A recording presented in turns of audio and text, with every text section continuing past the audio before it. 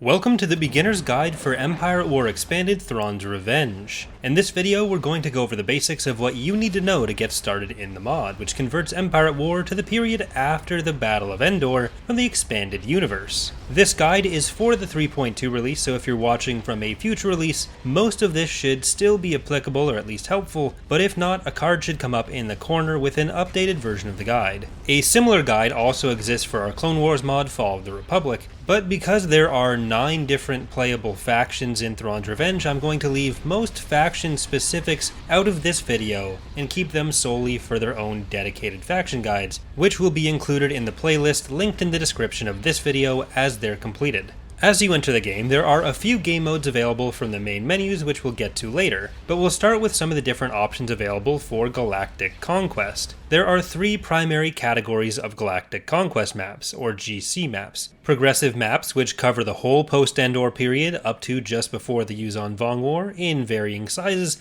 and versions which either include or omit the unknown regions, a large section of the galaxy to the west. There are also historical campaigns, which focus on a particular theater or event and are typically smaller, and then there's From the Ground Up, which starts you on a single planet. While many players try From the Ground Up first because there's only one planet to worry about, it's actually a much more challenging mode than the other campaigns, so I would recommend starting on a smaller historical map to learn the ropes before trying From the Ground Up or a progressive map. These maps are usually more focused, have fewer planets and factions moving around, and are a bit easier to get a handle on for your first time playing. The progressive maps are the main campaigns of the mod, and while not every version of the progressive maps include every faction, they are the largest and contain the broadest content overall. On top of the different sizes, there's a small and medium version of each one, with large ones coming later, or the inclusion or lack thereof of the unknown regions. After you've picked your map and the faction, you can change the starting era for each map, starting from anywhere between Era 1 and Era 7. Each of these eras represents a different time period, and each potential era start has a completely different setup of starting forces. Once you're in game in these progressive maps, eras progress either once every 60 weeks by killing the Imperial leader, or as the Empire by researching the regicide options in each era, as eras are primarily tied to the Imperial leader. Advancing an era as the Empire is not necessarily a tech upgrade, so be careful when deciding if you want to advance your eras. Some factions change with the eras, others don't, and each faction's interactions with eras will be covered more specifically in their own guides. The text at the top left of the screen when you're on the Galactic map will tell you your difficulty level, as well as which era you're in at any point. Please note that when playing the progressive maps, you will have to change your difficulty once you actually get in game because of the way the maps load. You can do this by following the options here, where you go to Game Options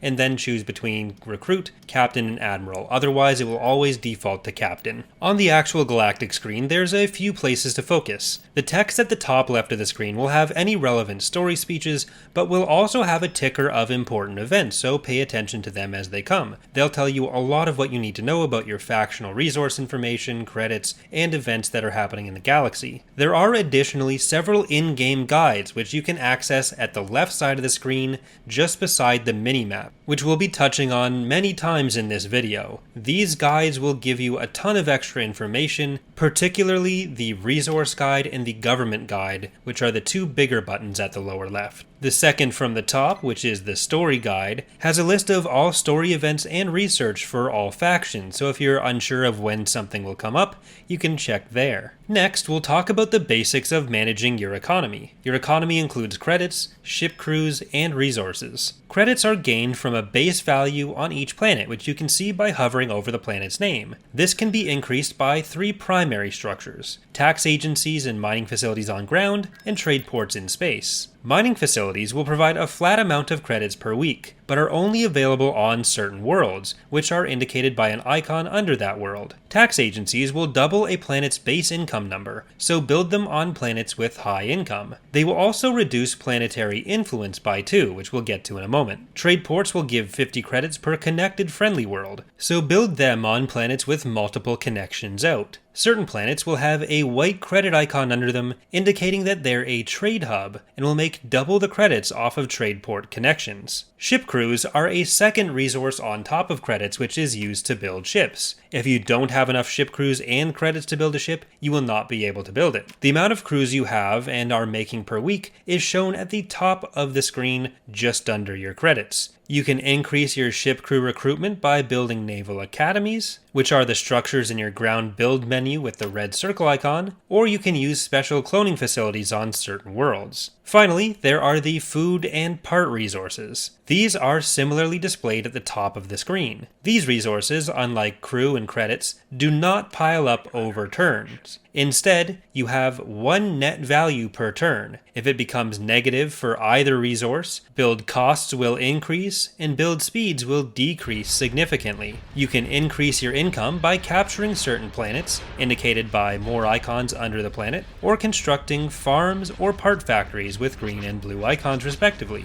This may seem a little daunting at first, but you just need to keep those numbers above 0. If you're getting close to 0, make sure you slow down a little bit, build one of those structures before continuing. It's quite simple once you've actually gotten it in action. Aseritzel, one of our 3D modelers, has also made a chart showing how every single part of the economy links together, so if you're looking for more in-depth ways to plan your strategies ahead of time, you can check that out in the description. Next, we'll get to your heroes. Heroes are some of the most powerful units in the mod, but there's a catch. When they die, they're gone for good. Most heroes have a set of traits and a command tier, allowing them to buff all units on the field with them. One of the guides on the left has a complete breakdown of all hero bonus types and traits for those interested in learning more in-depth stats. To avoid any of the math, just know that if you see a hero with command tier 5, they're going to be providing a small but still significant bonus to all units present, all the way up to tier 1, where it's a very large bonus. Some factions, like the New Republic and Imperial factions, have mechanics called government mechanics, which impact their ability to recruit different heroes or customize their hero rosters as the game progresses. Government mechanics are broadly gameplay mechanics which are unique to specific factions and impact which tools they may have available to them. Some factions have just one, some have multiple, and currently the Empire of the Hand doesn't have any, as theirs is still in production for a future release. Each government mechanic will be covered in their own faction breakdown, but these mechanics can give you powerful tools to progress your faction, so always make sure you check the government information button at the left side of your screen. You will also notice throughout your game that some planets have unique structures like corporations, cloning facilities, and more. These all provide unique bonuses, so get into the habit of checking every build tab on every planet. You may have special research or story event options available from your political options menu, or you may have one of these special structures on a planet available on the ground tab. Certain planets even have units that are available when you reach high influence levels on them, like Mandalore. Influence is another per planet stat, which you can see at the top left when you have a planet controlled, as well as on a bar that's around the left side of each planet. Some structures will give or take influence, and some planets have unique construction options with high influence like the units I mentioned. If your planets have their influence lowered too much because you've overtaxed them, or you've installed labor camps, the population will begin to feel a bit rebellious, and can even overthrow your rule to join the enemy. If you stay at 4 influence or higher, then you will not see any unrest grow on your planets, but if you get down to 3, 2, or 1 influence on a planet, you will occasionally see an unrest stack appear, which are little fists that show up next to the planet, and if you get to 3 unrest stacks, then that planet will revolt the following week, joining a different faction. This can happen to the AI as well. A full breakdown of what gives or takes influence and other effects of it can be found in the influence guide on the left side of the screen. Next up, we'll get to some tactical elements, starting with space. Each unit has its own unique strengths and weaknesses, though it's not quite as simple as this unit beats this other specific unit. Instead, different types of weaponry, armor, abilities, or other factors will make them good or bad against different things. In general, light weaponry will mean something is good against smaller targets, heavier weaponry is good against larger targets, and so on. Physical munitions, like bombs and rockets, will also tend to be better against units with capital or super shields and armor, but worse against smaller units. Some of these smaller units, which are armed with rapid-fire laser cannons, are even able to shoot down certain physical munitions. There's a lot of depth to all of these modifiers and abilities, but knowing those basics should put you well on the way to tactical success. Just be careful what you're setting up against each thing, and try out different strategies. The tooltips on each unit will tell you everything you need to know about what it's loaded out with, and will also tell you whether it carries any fighters or bombers. On these lines, the first number is how many fighters or bombers will be on the battle battlefield at once, while the second number are how many would be in reserve if those initial ones die to replace them. Some units and heroes have extra abilities or capabilities similarly listed on the bottom of their tooltips. One class of units, Fleet Tenders, have the ability to heal units in a range around them, making them particularly good for adding durability to a fleet which may include a lot of smaller units. Using all of this information, you can craft a large diversity of viable fleets and strategies depending on your faction.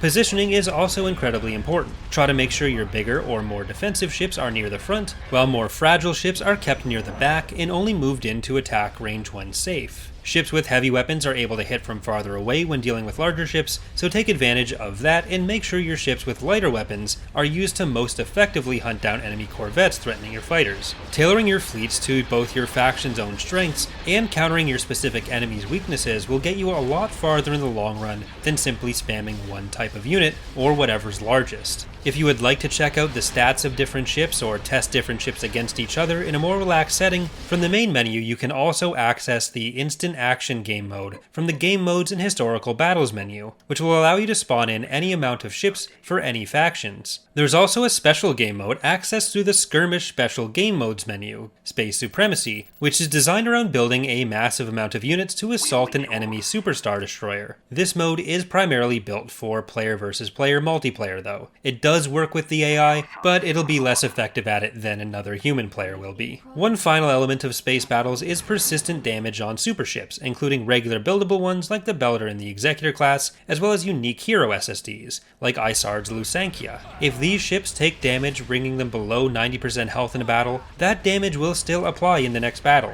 Every week, the unit will repair 10% of its health for 5% of its total cost automatically, meaning that if it gets really weak in a battle, you can't just keep slamming it into battle after battle. It also means when fighting an enemy one, any damage that you can get on will be worth it even if you can't destroy it outright. To see how damaged any of your super ships are, you can check the Galactic stat log, which is one of the guides at the side, and which also displays information including how many planets are owned by which factions, percentages of the Galactic military belonging to which factions, and the income of every faction on the map. Aside from having big impacts in tactical battles, ground-to-space weapons like the Ion Cannon and Hypervelocity Gun will also destroy one unit each week when planets with them are blockaded, so be careful which worlds you decide to sit over. This does not apply to heroes or super ships though, which won't be destroyed in this way. Finally, this brings us to ground. We have made a ton of changes to ground battle balancing in maps to help them flow better, but particularly for new players to the mod, there are a few new mechanics to be aware of. First are victory points. These are an alternative victory condition to take over a planet. They're a location marked with a large V on the minimap, and text will show up in the objective list on the right side of the screen in a battle where they're active. By capturing a victory point, you will instantly win the battle, clearing the way for a full-scale invasion. Secondly, there's additional reasons to capture different landing zones or at least deny them to the enemy, beyond the standard reasons of opening a new area for you to bring down units or potentially increasing your tactical unit cap. Each landing zone has a build pad on it which can be used to construct what's called a field base, of which each faction has several types, and which will spawn in additional forces for its owner, allowing far greater map control and flexibility in battles depending on what you need.